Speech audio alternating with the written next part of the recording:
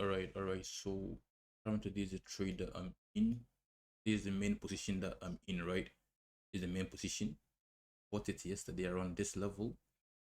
Uh, and this position I haven't sent it out, but it's a position that you can take if you just want to trade bias, right?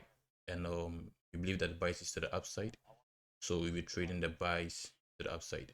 We go for all of these magnets, right?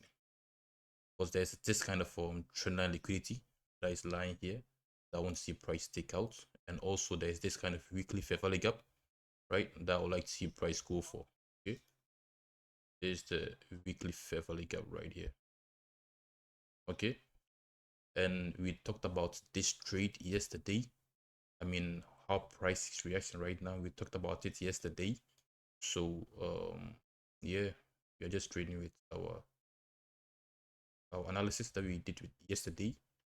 Hey, okay, that's what we're barely doing.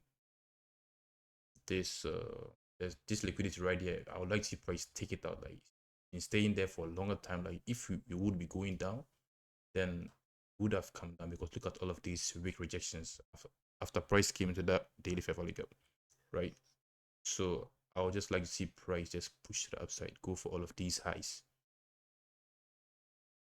Okay, so as soon as this Asia high gets taken out, then it just complete that will be going to the upside, and all of these moves, all of these pairs will be going to the upside. So yeah, for me, I like to trade EU.